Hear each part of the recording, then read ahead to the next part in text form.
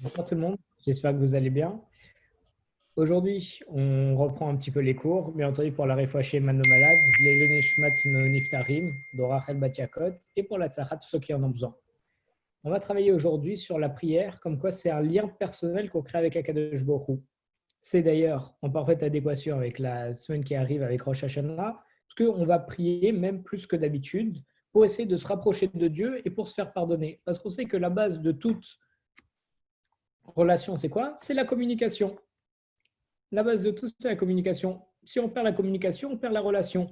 Et il n'y a que nous qui pouvons établir cette relation avec la parole, avec Akadosh Baruch Hu. C'est pas mon ami qui va parler, qui va faire la prière, qui va pouvoir me connecter avec Dieu. Non, il n'y a que moi qui peux le faire.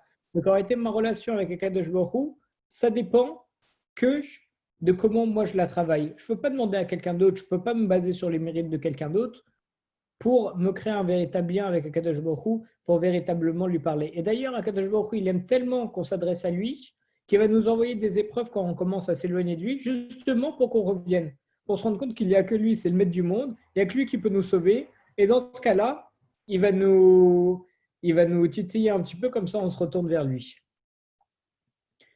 Le Rav Shir Kleinman, il commence en nous disant qu'une personne, elle pourra assister au mariage le plus luxueux, le plus fabuleux qui soit, et passer pourtant la majeure partie de sa soirée à s'ennuyer, à se sentir à porte-à-faux.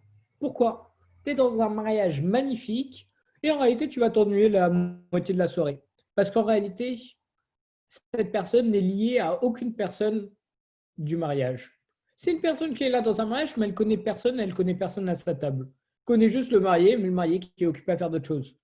Donc là, il est dans un mariage splendide, mais il ne connaît personne, ce qui fait qu'en réalité, il s'ennuie totalement pendant tout le mariage. Mais par contre, elle pourra passer un bon moment à faire la queue dans une banque et trouver cette expérience exaltante. Pourquoi? Parce qu'en réalité, quand tu fais la queue dans la banque, mais que c'est antipathique, bah là, peut-être que tu vas rencontrer un vieil ami ou bien un voisin avec qui tu as eu des conversations passionnantes en attendant le fait de rentrer à la banque. Parce qu'en réalité, on voit de là que les êtres humains, ils aspirent toujours à créer des liens. Et toute personne, elle aime se sentir valorisée, appréciée, écoutée et acceptée. Donc on voit deux situations parallèles. Une totalement ennuyante, enfin qui paraît ennuyante, le fait d'attendre à la queue à la banque, c'est antipathique plus qu'autre chose. Et deuxième situation, un mariage luxueux. Et bien en réalité, là où vous allez connaître des personnes, si vous connaissez des personnes dans la queue de la banque, alors vous allez aimer être là. Et si vous connaissez ces personnes dans le mariage luxueux, vous n'allez pas aimer y être parce que l'homme a toujours besoin, déjà pour exister, il a besoin de la reconnaissance d'autrui, il a besoin que quelqu'un le reconnaisse en tant qu'homme, il a besoin de discuter, il a aussi besoin de se sentir exister et de se sentir exalté et valorisé.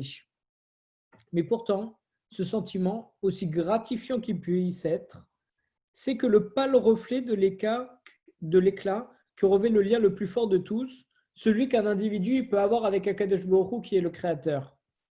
Et c'est dans ces instants de véritable connexion que justement on peut avoir durant la prière, lorsqu'on parle directement avec Akadosh Baruch Hu, que une personne, elle va être envahie d'une sensation profonde et intime de finalement être étroitement lié à Akadosh Baruch Hu. Donc c'est à partir du moment où on commence à lui parler, on commence à se rapprocher de lui durant la prière, qu'on a une envie intime de se rapprocher et d'avoir ce lien avec Akadosh Baruch Hu. Et comment ça se fait? C'est que justement, c'est pendant ces moments de grande richesse qu'on remplit la mission pour laquelle on a été envoyé. C'est bâtir une relation avec Akadosh Baruch Hu. C'est ça notre but. C'est pour ça qu'il y a marqué dans le schéma qui vient de la Torah, je vous le rappelle, il y a marqué que sans arrêt, on étudiera la Torah, on aimera de tout notre cœur, de toute notre âme, de tous nos moyens. Pourquoi est-ce qu'on nous dit ça? Parce que justement, en faisant ça sans arrêt, on va construire, on va se rapprocher d'Akadosh Baruch Hu, et c'est ça en réalité le but pour lequel on a été créé. Et c'est vital pour tout juif d'avoir la émouna, d'avoir la foi, et de savoir avec certitude que Hachem il dirige chaque aspect de l'univers. Une fois qu'on a compris ça et qu'on l'a établi dans notre cœur, alors c'est nécessaire pour l'homme d'apprendre la manière de créer un lien profond et personnel avec Akadosh Baruch Hu, parce que c'est un des objectifs les plus fondamentaux de la prière. Donc, une fois qu'on a compris que tout vient d'Akadosh Baruch Hu, alors c'est intime, ça vient directement dans le cœur, qu'on veut créer une relation avec lui. C'est comme si je vous disais, mais Chazécham de comparer ça, je vous dis, le président de la République, il a tous les pouvoirs. Une fois que vous savez ça, vous avez une seule envie, c'est de vous rapprocher du président, de créer une relation avec lui pour accéder à ce pouvoir, et même parce que vous savez toutes les bonnes choses qu'il fait. Là, c'est pareil, mais multiplié à l'infini. On a Kadosh Baruch Hu qui est le maître du monde, qui décide si on vit, si on meurt, si peu importe, il décide absolument tout. On a juste à avoir la traduction des brachot du matin et on voit à quel point Kadosh Baruch Hu il régit tout.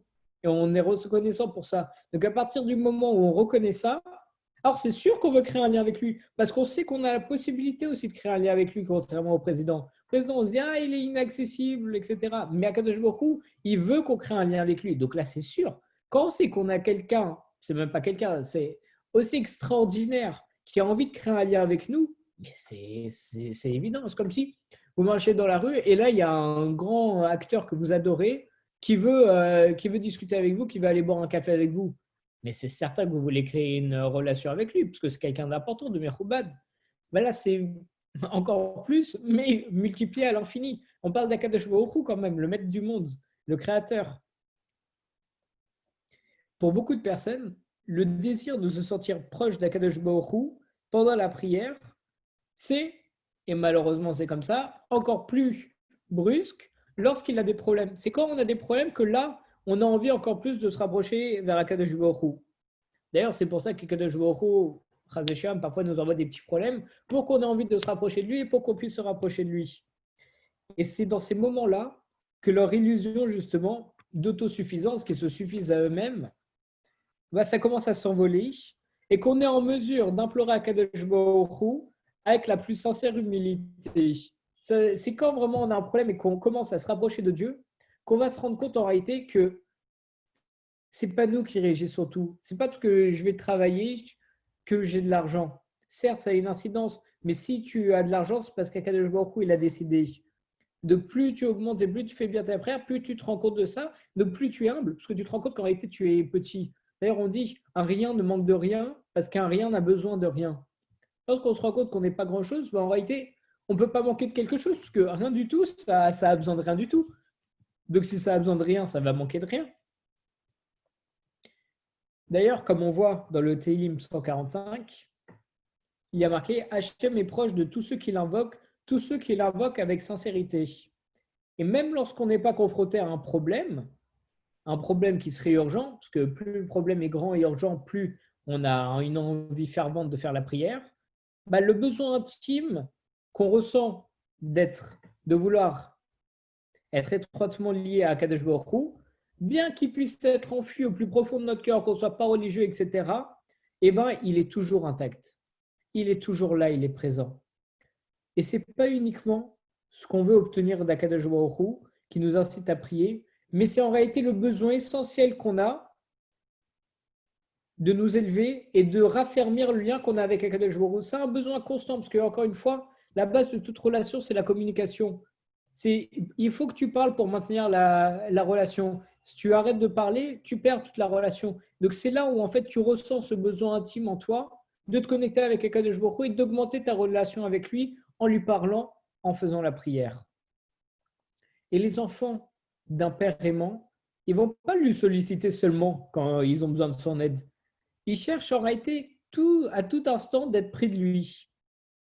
Dès qu'ils peuvent, ils se nourrissent et ils se développent de sa présence constante et affectueuse dans leur existence.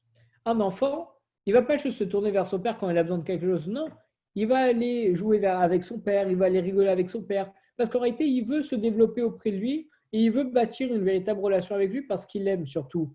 Et c'est intrinsèque. En réalité, chaque juif, dans chacune de leurs âmes, il aime Akadosh Baruch Hu. On dit l'âme d'un juif, c'est un diamant. Alors parfois, malheureusement, avec des mauvaises actions ou bien le fait de s'éloigner un petit peu, le diamant, il est recouvert de pas très belles choses. Mais ça reste qu'il y a un diamant et le diamant qui est toujours connecté avec Akadosh Baruch Hu. Et de la même manière, l'épanouissement spirituel d'une personne, ça dépend de sa recherche constante de se rapprocher d'Akadosh Baruch Hu. Et cette quête, ça transcende toutes les époques et toutes les circonstances. Peu importe l'histoire, toujours on va avoir cette quête. Parce qu'atteindre Akadosh Baruch Hu dans la prière et forger ainsi le lien personnel le plus étroit possible avec lui, ça revient en fait à ouvrir l'accès à une finalité et à une réussite spirituelle sans limite. Peu importe quelles sont nos activités quotidiennes. Si on va toujours chercher à forger un lien avec Dieu, alors on arrive de plus en plus à des choses immenses et infinies. Dieu, il nous ouvre des portes énormes. On dit, fais-moi une ouverture comme le chat d'une aiguille, je te ferai une ouverture assez grande pour faire rentrer des chars. Dès qu'on fait un petit truc, Dieu, il nous démultiplie tout. Et ça nous donne place à des choses infinies en espérant qu'on ait tous le srout et qu'on arrive tous à bien prier avec Kadosh Baruch Hu pour se rapprocher de lui en ces temps en plus de Teshuvah. Kol Tov tout le monde.